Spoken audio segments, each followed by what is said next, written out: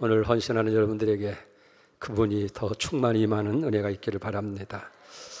여러분, 우리가 살아가는데 가장 필요한 것이 무엇이라고 생각합니까? 사람은 밥만 가지고 살아가는 것이 아니에요. 물론 우리가 육체가 자라고 성장하기 위해서는 밥이 필요한 거예요. 그러나 우리 영혼이 성장하고 인격이 자라가는 데는 밥이 아니라 사랑인 줄 믿습니다. 그렇기 때문에 우리가 가장 삶에 필요한 것은 사랑이다, 그렇게 표현할 수 있어요. 사랑은 마치 사랑과 사랑의 관계는 꽃과 햇빛의 관계와 같은 거예요. 식물이 햇빛을 받지 못하면 시들어버리는 것처럼 우리 사람도 사랑을 받지 못하면 우리 영혼과 인격이 정상적으로 올바르게 성장할 수가 없습니다. 우리 기독교의 심볼은 십자가죠. 십자가는 사랑의 증표인 줄 믿습니다. 하나님의 큰 사랑, 값없이 거저 주시는 아가페의 사랑이에요. 오늘 하나님께서 거저 주시는 이 아가페의 사랑이 헌신하는 우리 장학 위원과 또 교사 여러분들과 성도 여러분들에게 충만하기를 축복합니다. 근데 이 하나님의 크신 사랑, 이 사랑의 의미를 우리가 한번 깊이 생각하면서 사랑의 본질을 우리가 한번 이해하면서 우리가 그 사랑 충만을 가지고 우리의 삶 가운데서 우리 봉사의 현장에서 이런 실천하는 그런 축복이 있기를 바랍니다. 첫째, 하나님의 사랑은 미래에 있지 아니하고 현재에 있습니다.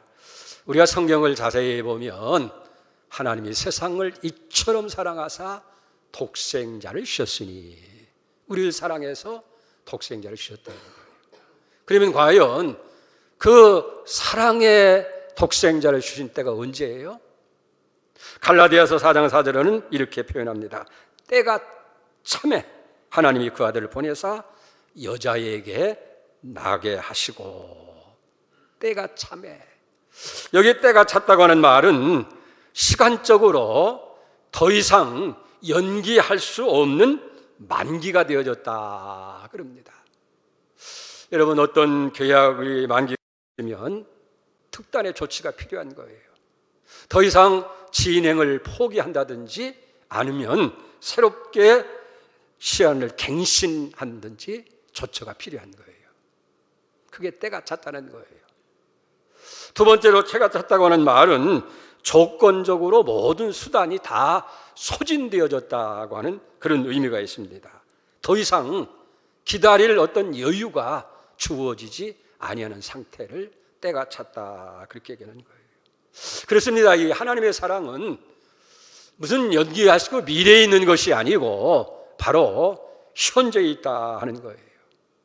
그저 50%는 지금 사랑하고 50%는 봐가면서 사랑할 만하면 사랑하고 그렇게 하는 것이 아니라 하나님의 사랑은 전심전력을 다해서 현재에 사랑해야 되어진다는 그런 의미인 줄 믿습니다.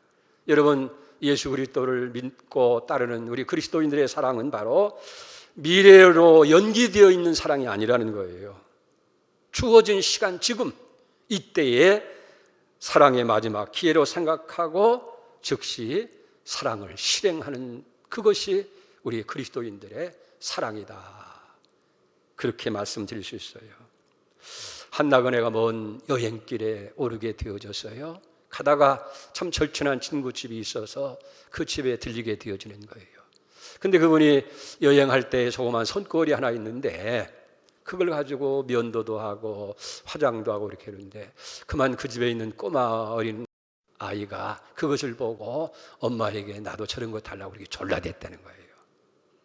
근데 이 여행하는 분은 그것이 여행 중에 꼭 필요하기 때문에 마음속으로 생각하기를 내가 여행을 마치고 돌아올 때는 반드시 다시 들려서 저 어린 꼬마에게 내가 이 거울을 선물로 줘야 되겠다, 그렇게 생각했다는 거예요. 그리고 여행을 다 마치고 역부로 그 친구의 집을 다시 들린 거예요. 그리고 아이의 엄마에게 그 거울을 주면서 이걸 아이에게, 따님에게 주라고 그렇게 했어요. 그런데 안타깝게도 그 딸은 그의 이름 열병으로 이미 죽고 거기에 있지 않게 됐다 하는 거예요. 너무나 안타까워서 이 나그네는 그 딸 아이의 무덤에 찾아가서 그 앞에 그 조그마한 거울을 놓고 그렇게 속으로 탄식을 했다는 거예요. 내가 그때 이 손거울을 내게 주고 갔더라면 얼마나 좋았겠느냐. 그러면서 가슴을 두드리면서 후회했다 하는 거예요. 여러분, 사랑은 나중이 아니라 지금이라는 거예요. 오늘 당장 실행에 옮기지 아니하면 기다려주지 않는다 하는 거예요. 오늘 헌신하는 교사 여러분, 이 사랑의 긴박성을 가지고 우리 어린이들을 사랑하고 또 우리 교회 학교 다음 세대를 사랑하는 그런 길을 축원을 드립니다. 두 번째, 하나님의 사랑은 먼 데 있지 아니하고 가까운 데 있다 하는 거예요. 하나님께서 독생자 예수 그리스도를 우리에게 주실 때에 어떤 모양으로 세상에 보내셨다고 그랬어요? 사람의 몸을 입고 이 땅에 오셨다고 그랬어요.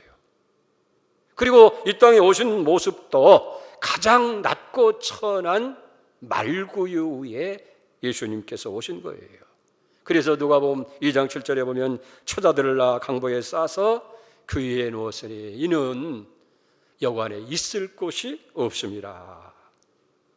보세요. 화려한 궁궐이나 지체 높은 명문 집안에 태어난 것이 아니고 모든 사람의 선망의 대상이 되는 귀공자로 여기 태어난 것이 아니잖아요. 이름 없는 여관집 마곡간 낮고 천한 구유에 태어났다 하는 거예요. 왜 그렇게 했을까요? 그게 상징적인 의미가 있어요. 예수님께서는 누구나 쉽게 만날 수 있고 가까이 할 수 있는 바로 우리 이웃으로 보내지셨다 하는 거예요. 이사야 선지자는 그렇게 이사야 53장에 얘기잖아요. 그런 마치 마른 땅에 나온 줄기 같아서 고운 모양도 없고 흠모할 만한 것도 없다. 그렇게 표현하고 있어요. 여러분, 예수님 우리 가운데 사랑의 증표로 오시되 낮고 천한 자리를 택해서 정말 볼품없는 그런 약한 모습을 우리에게 오셨다 하는 거예요. 사실 우리 주변에 오늘날 보면 우리에게 잊혀진 그런 약한 자들이 얼마나 많이 있느냐 하는 거예요. 누구보다도 예수님의 위로가 필요하고 누구보다도 예수님의 도움이 필요한 사람, 그런 사람들이 참 많은 거예요. 예수님은 마태복음 25장 40절에 그렇게 얘기하잖아요. 여기 내 형제 중에 지극히 작은 자 하나에게 한 것이 곧 내게 한 것이라.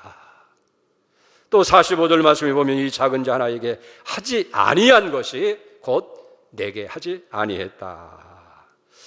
여러분, 이 시대의 작은 자가 누구이겠어요?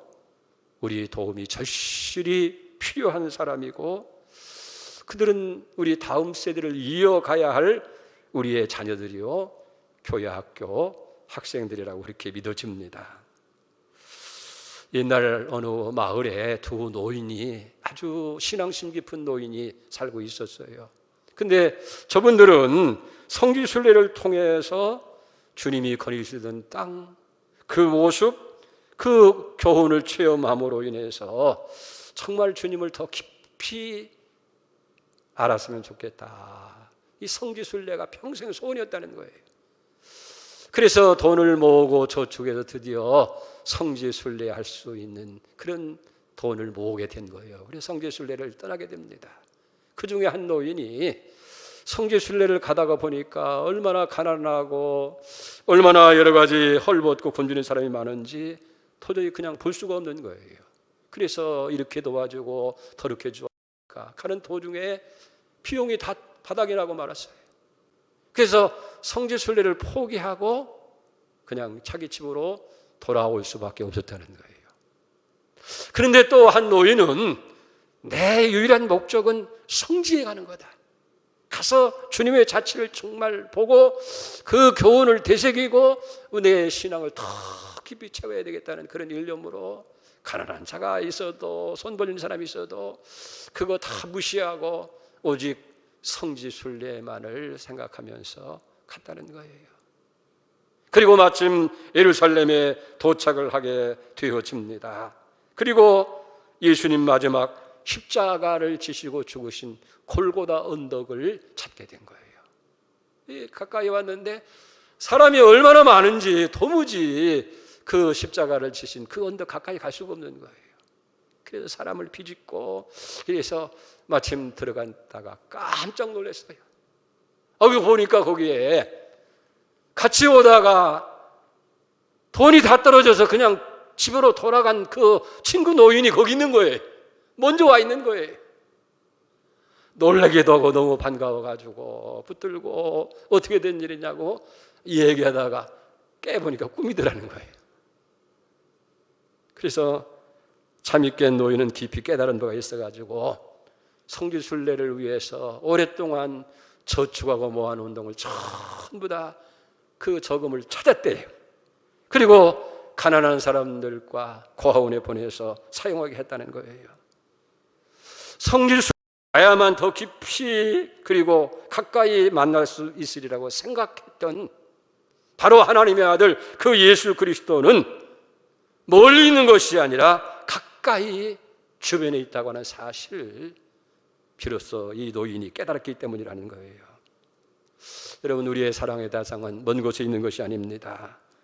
우리 손이 닿을 수 있는 가까운 곳 이웃에 있고 바로 우리 교회 안에 있음을 기억할 수 있기를 바랍니다. 주님은 여기 지극히 작은 자 하나에게 한 것이 곧 내게 한 것이다. 그 사랑을 가지고 주의 사랑을 표현해야 될 줄 믿습니다. 세 번째, 하나님의 사랑은 말에 있지 아니하고 실천에 있다는 거예요. 요한일서 3장 17절 18절에 보면 누가 세상의 재물을 가지고 형제의 궁핍함을 보고도 도와줄 마음을 닫으면 하나님의 사랑이 어찌 그 속에 있겠느냐. 자녀들아, 우리가 말과 혀로만 사랑하지 말고 행함과 진실함으로 하자. 요한은 특별히 요한복음 1장 14절에 말씀이 육신이 되어 우리 가운데 거하심에 그렇게 얘기했어요. 이걸 사랑의 인카네이션, 사랑의 성육신이라고 말씀하는 거예요. 여러분 보세요. 아무리 사랑이 위대하고 크다 할지라도 우리가 사랑을 직접 손으로 만지고 여러분들이 보고 체험하지 아니하면 그 사랑이 진실한 사랑일 수 있겠느냐 하는 거예요. 그래서 사랑은 성육신이 필요하다. 우리에게 사랑을 보여주실 때에 그냥 말로만 전하는 사랑이 아니라 직접 성육신, 사람이 되셔서 우리 가운데 오셔서 사랑을 우리에게 보여주신 줄로 그렇게 믿습니다. 그렇기 때문에 사랑의 효용은 몸으로 행하는 데 있는 거예요. 실천이 없는 사랑은 뭐라고 그랬어요? 고린도서 13절에 보면 소리나는 구리와 울리는 갱과리와 같다라고 말씀하고 있어요. 사실 지금까지 우리는 얼마나 많이 사랑을 듣고 말하고 사랑을 노래했어요.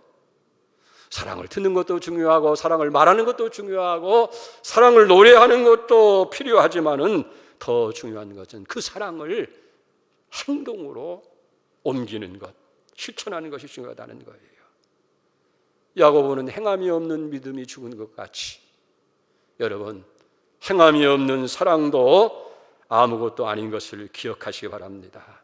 그래서 요한은 말하자, 형제들아, 말과 혀로만 사랑하지 말고 행함과 진실함으로 하자. 작은 사랑이라도 실천하는 은혜가 있기를 축복합니다. 마지막 네 번째, 하나님의 사랑은 받는 데 있지 아니하고 주는 데 있다 하는 거예요. 여러분, 하나님의 사랑은 우리가 되돌려 받지 아니하는 일방적인 통행과 같은 거예요. 그래서 요한복음 4장 10절에 말씀하잖아요. 사랑은 여기 있으니 우리가 하나님을 사랑하는 것이 아니요 하나님이 우리를 사랑하사 우리 죄를 속하기 위하여 화목제물로 그 아들을 보내심이라.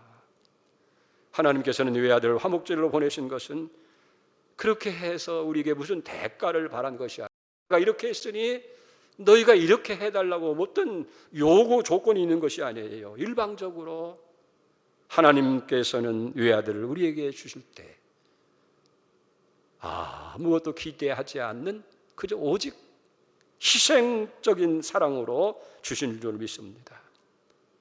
바로 이런 사랑을 근거로 해서 사도 바울은 로마서 12장 10절에 이렇게 얘기합니다. 형제를 사랑하여 서로 우애하고 존경하기를 서로 먼저 하며. 네가 이렇게 했으니까 나도 이렇게 한다. 그게 아니에요. 우애하고 존경하고 사랑하기를 내가 먼저 하라 하는 거예요. 여러분, 예수님께서도 마태복음 5장 46절에 그러잖아요. 너희가 너희를 사랑하는 자를 사랑하면 무슨 상이 있으리요? 세례도 이와 같이 하지 않느냐?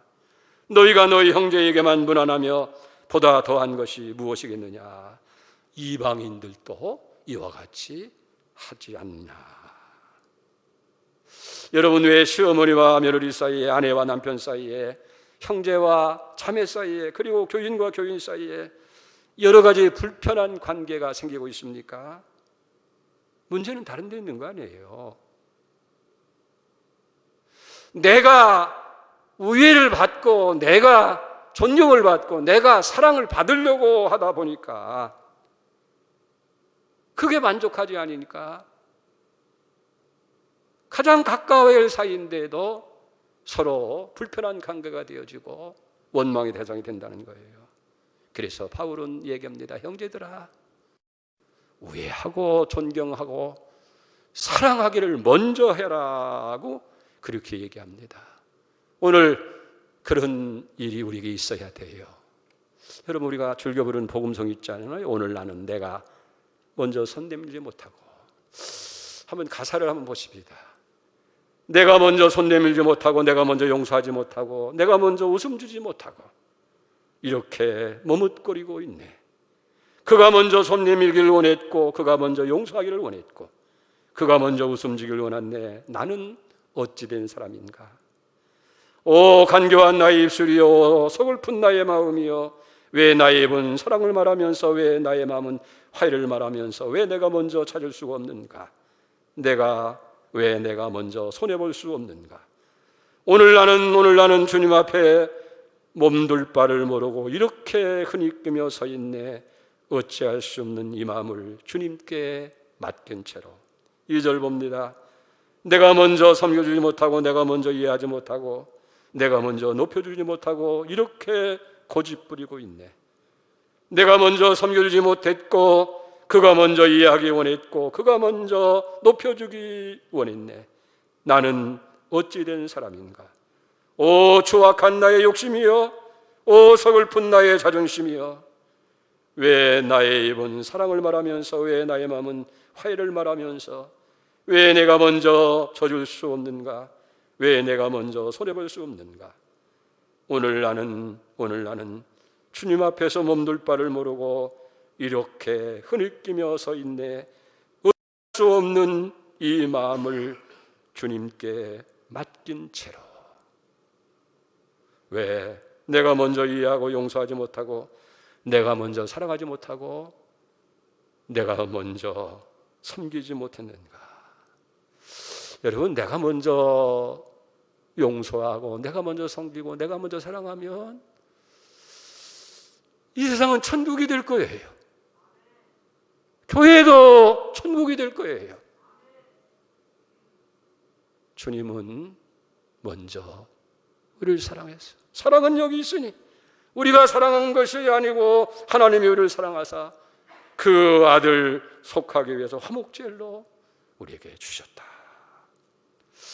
여러분, 기억할 것은 사랑은 저절로 되는 게 아니에요. 희생이 따릅니다. 정말 뼈아픈 수고를 필요로 하는 거예요. 그래서 철학자 에릭 프롬이라는 사람은 오늘날의 비극은 사람을 좋아하는 것, 라이크가 아니고 좋아하는 것을 사랑, 러브하는 것으로 착각하는 데 있다라고 그렇게 얘기했어요. 근데 좋아한다고 하는 것은 뭔가 내가 이득이 돼서 기쁨을 갖는 것이 그게 좋아한다는 거예요. 그러나 사랑이라고 하는 것은 내가 무언가를 내주고 희생함으로써 얻어지는 기쁨이에요. 그게 사랑이라는 거예요. 하나님의 사랑은 십자가 사랑이잖아요. 막 목숨까지 아끼지 않고 내어주신 희생적인 사랑. 여러분, 우리의 삶의 현장에서 진정으로 누구를 사랑한다고 하는 것, 부모가 자식을 사랑하고 남편이 아내를, 친구나 직장 동료나 그리고 교우나 우리 학생들을 사랑할 때에 오늘 주님의 이 사랑으로 우리가 사랑해야 될 줄 믿습니다. 사랑은 먼 데 있는 것이 아니에요. 가까운 데 있는 거 아니에요. 사랑은 먼 데 있지 않고 가까운 데 있습니다. 미래에 있지 않고 현재에 있습니다. 말에 있지 않고 실천에 있고 받는 데 있지 않고 주는 데 있는 줄 믿습니다. 우리 마지막 한번 영상을 한번 보십시다.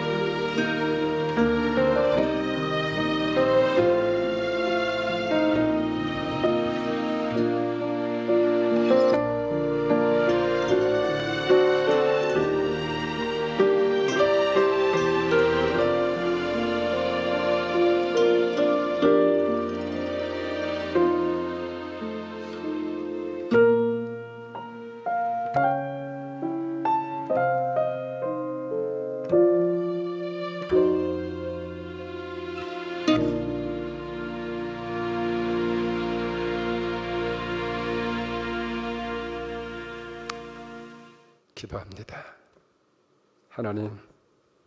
하나님의 크신 사랑을 우린 받았습니다. 하나님의 크신 사랑은 미래에 있지 않고 현재입니다. 먼 데 있지 않고 가까운 데 있습니다. 말에 있지 않고 실천하는 데 있습니다. 사랑은 받는 데 있고 주는 데 있지 않습니다. 주님의 크신 사랑을 실천함으로 심령 천국 이루게 하시고 가정 천국 이루게 하시고 교회 천국 이루게 하시고 이 땅 위에 하나님 나라 만들어가는 우리 모두 되게 하여 주시옵소서. 예수님의 이름으로 기도 올렸습니다. 아멘.